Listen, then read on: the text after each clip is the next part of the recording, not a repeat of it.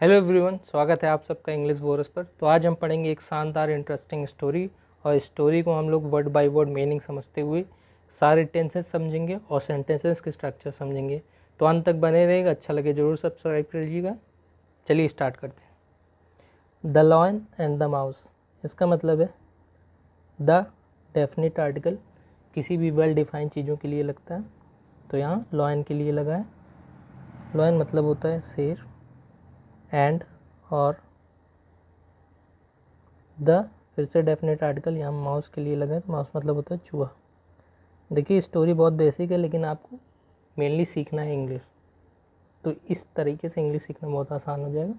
Once एक बार, when, यहाँ देखिए व्हेन मतलब होता है कब, लेकिन यहाँ जो सेंस निकल रहा है उसका मतलब है जब। एक बार जब एक लॉयन शेर, तो देखिए यहाँ कॉमा लगा है, तो यहाँ हम थोड़ा ब्रेक लेते हैं, इसका मतलब समझते हैं। वंस व्हेन अ लॉयन, एक बार जब से एक शेर, the king of the jungle, इसका मतलब है द किंग मतलब राजा, ऑफ मतलब का, द जंगल मतलब जंगल, जंगल का राजा, वॉज था। देखिए वॉज जब आ गया हेल्पिंग वर्ब, इसका मतलब है कि यहाँ मेन वर्ब का रोल, सॉरी हेल्पिंग वर्ब, क्योंकि इसके आगे स्लिप है, तो ये मेन वर्ब है, ये हेल्पिंग वर्ब है। हेल्पिंग वर्ब वॉज तभी होता है जब हम सिंगुलर चीज़ों की बात कर रहे हैं और पास्ट टेंस की बात कर रहे हैं। वॉज अस्लीप, सोया हुआ, अ लिटिल एक छोटा,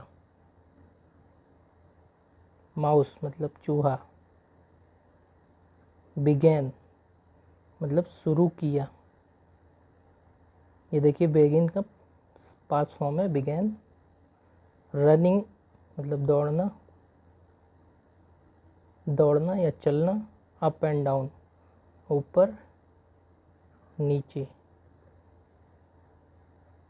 ऑन मतलब पे, हिम मतलब उसके या उसके, उसका।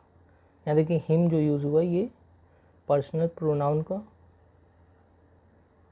फॉर्म है, और ये यूज़ हुआ है शेर के लिए। तो इसका पूरा मतलब ये है कि एक बार एक शेर, जंगल का राजा, सोया हुआ था, तभी एक छोटा चूहा शुरू किया दौड़ना ऊपर नीचे उसके शरीर पे या उसके ऊपर। दिस या सून मतलब जल्दी। अवेकेंड मतलब जगा दिया, ये भी पास्ट फॉर्म है अवेक का। द लॉयन मतलब शेर। हु प्लेस्ड जो, प्लेस मतलब रखा। हिज उसका। ह्यूज मतलब बड़ा। पॉ मतलब पंजा। ऑन मतलब प्रेपोजिशन होता है पे। द माउस मतलब चूहा। तो इस पूरे का मतलब ये है, जब चूहा उसके ऊपर नीचे दौड़ने लगा, तो इसकी वजह से जो शेर था वो जल्दी जग गया, और उसने अपना बड़ा पंजा चूहे के ऊपर रखा। एंड और ओपेंड मतलब खोला, ये ओपन का पास्ट फॉर्म है। हिज उसका। बिग जॉस मतलब बड़े जबड़े। टू स्वेलो इसका मतलब होता है निगलना। हिम उसको। यहाँ देखिए हिम जो यूज़ हुआ ये चूहे के लिए यूज़ हुआ है एज अ प्रोनाउन। पार्डन मतलब माफ़ करिए या माफ़ करना, ऐसे लिखिए माफ़ करिए, जो सेंस निकल रहा है पार्डन माफ़ करिए। ओ किंग ए राजा, ये चूहे का स्टेटमेंट है, ये चूहा शेर से कहता है। क्राइड, क्राइड मतलब चिल्लाया। द लिटिल मतलब छोटा। माउस मतलब चूहा। तो ये चीज़ माफ़ करिए ये राजा चिल्ला कर कहता है, छोटा चूहा। क्राइड देखिए पास फॉर्म है क्राई का। क्योंकि पूरी बात जो है ये पास्ट टेंस में चल रही है। फॉरगिव मी, ये देखिए फॉरगिव मी मतलब माफ़ करना या माफ़ करिए मुझे, दिस टाइम इस बार। तो चूहा जो है कहता है कि माफ़ करिए इस बार मुझे। आई सेल, मैं, देखिए सेल हमेशा सेल और विल का जो यूज़ होता है वो फ्यूचर टेंस में ही होता है। तो अभी की जो बात हो रही है फ्यूचर टेंस के रिगार्डिंग में चूहा कह रहा है शेर से, आई सेल नेवर, मैं कभी नहीं। तो यहाँ सेल का मतलब निकलेगा करूँगा। रिपीट, दोबारा, इट या एंड और आई, मैं, सेल नेवर, कभी नहीं, फॉरगेट, भूलूँगा,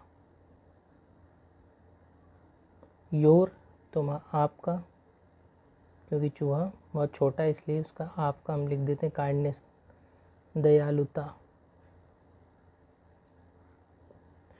तो इसका मतलब ये है कि चूहा कहता है इस बार आप मुझे माफ़ करिए, मैं दोबारा ये चीज़ कभी नहीं रिपीट करूँगा और मैं आपकी यह दयालुता कभी नहीं भूलूँगा। एंड और हु, जो, हु नोज़, देखिए इसके आगे एंड हु नोज़, इसका मतलब होता है कौन जानता है। यहाँ देखिए नोज़ वर्ब के साथ प्लस एस लगा हुआ है, इसका मतलब है ये प्रेजेंट टेंस में बात हो रही। आई, मैं, मे बी, एबल, योग्य हो सकता हूँ। मे बी, मे मतलब होता है जब कोई चीज़ बहुत होने में थोड़ा संशय बाकी रहे, मतलब हो या ना हो 50-50% का चांस हो, तब हम मे लगाते हैं, इसलिए हो सकता है। योग्य हो सकता हूँ, टू डू, करने के लिए, यू, आपको, आ, एक, गुड टर्न मतलब बदले में भलाई करना। यहाँ जो सेंस निकल रहा है, one of these days, these मतलब इसका पूरा मतलब है इन दिनों में से कोई भी दिन। तो चूहा ऐसा करता है कि कहता है कि कौन जानता है कि क्या पता मैं आपकी भी कोई बदले में भलाई कर सकूं आने वाले दिनों में। द लॉयन, अब देखिए यहाँ डबल इन्वर्टेड कॉमा है। द लॉयन, शेर, वॉज था, पास्ट में बात चल रही, सो टिकल्ड, बहुत, टिकल्ड मतलब होता है एक तरीके से राजी होना।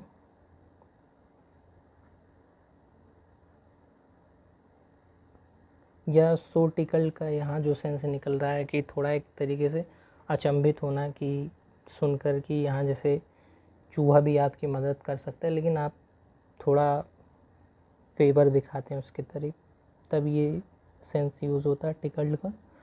बाय द आइडिया मतलब विचार से, ऑफ का द माउस मतलब चूहे, बीइंग मतलब होना, एबल मतलब योग्य, टू हेल्प मतलब मदद करना, हिम उसको, यहाँ देखिए हिम जो है शेर के लिए यूज़ हुआ है। दैट इसलिए, यहाँ जो सेंस निकलेगा दैट का, ही वह, लिफ्टेड मतलब उठा लिया, लिफ्ट का पास्ट फॉर्म, हिज उसका, पॉ मतलब पंजा, एंड और लेट हिम गो, लेट मतलब या पूरा ऐसे समझ लीजिए उसे, हिम मतलब उसे, गो मतलब जाने दिया। लेट का सेंस तभी यूज़ होता है जैसे हम कोई चीज़ को, किसी को कोई चीज़ करने देते हैं तो तब हम लेट लगाते हैं।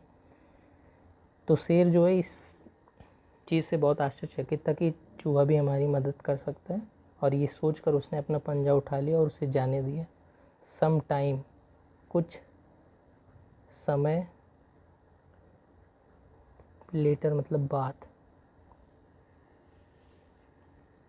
अ फ्यू कुछ।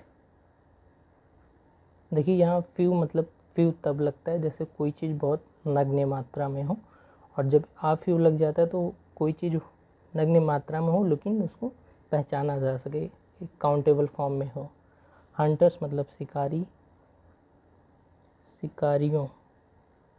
कैप्चर्ड मतलब कैद कर लिया।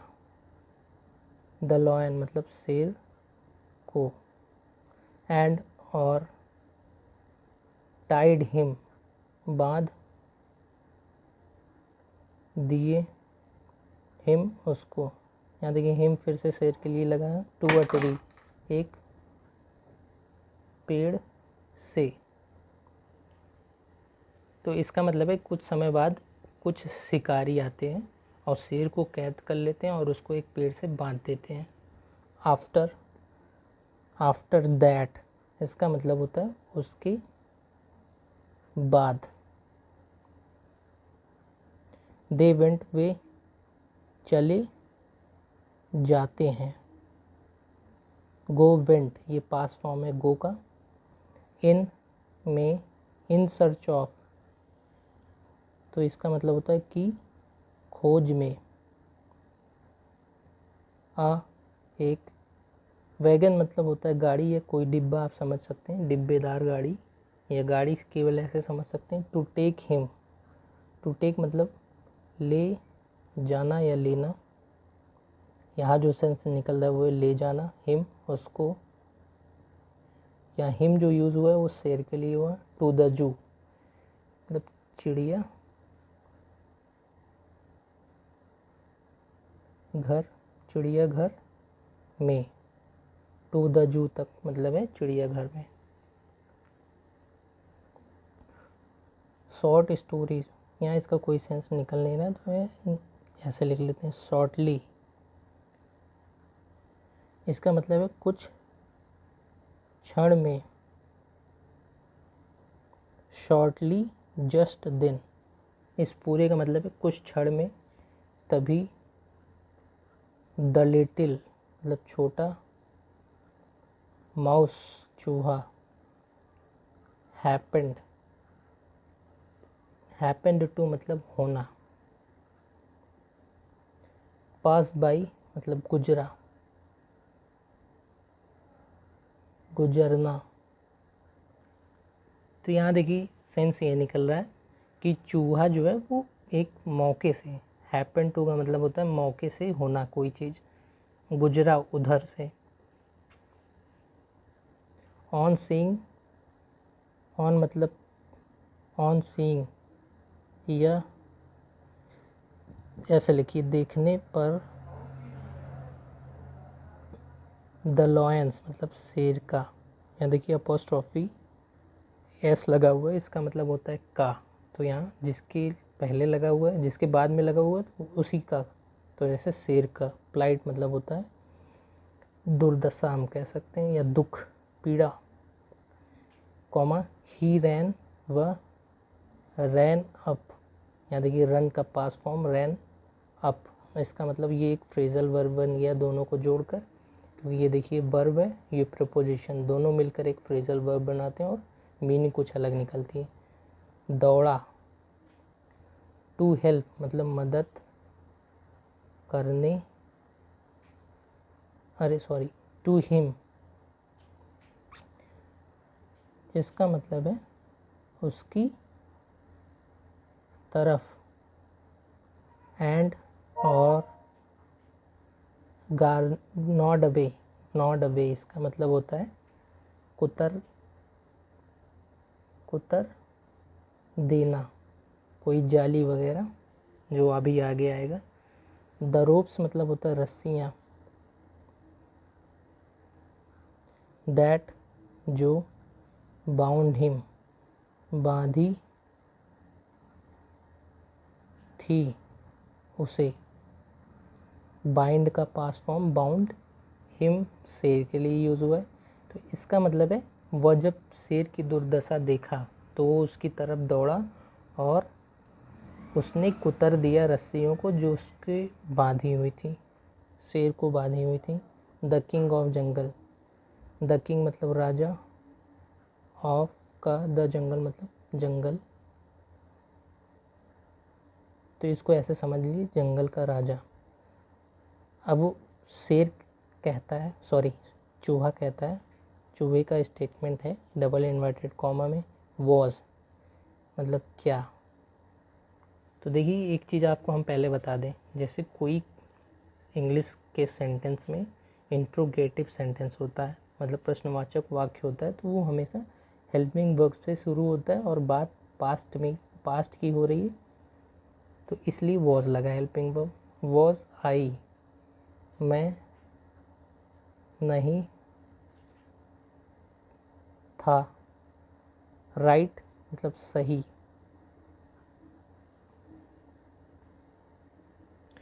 तो यहाँ जो है शेर से चूहा पूछता है क्या मैं सही नहीं था, क्वेश्चन मार्क। सेड कहा, द लिटिल माउस छोटा चूहा,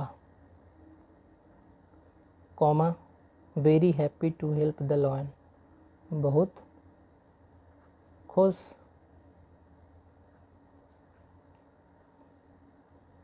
था। टू हेल्प मतलब मदद करना, द लॉयन शेर को। या हम ऐसे समझ सकते हैं, ये चूहे ने ये कहा very happy to help the lion मतलब शेर को मदद करके।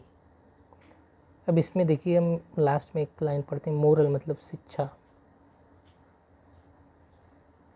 इस कहानी से हमको क्या मोरल मिलता है, शिक्षा मिलती है। स्मॉल एक्ट्स छोटे काम, ऑफ मतलब का काइंडनेस दयालुता, विल बी रिवॉर्डेड मतलब पुरस्कृत कृत, ग्रेटली महानता से, विल बी मतलब होना या होगा क्योंकि ये फ्यूचर की बात हो रही। तो इसका मतलब है कि छोटी दयालुता के छोटे काम भी हमेशा महानता से पुरस्कृत होते हैं या होंगे। तो दोस्तों आज की स्टोरी यहीं तक थी। धन्यवाद।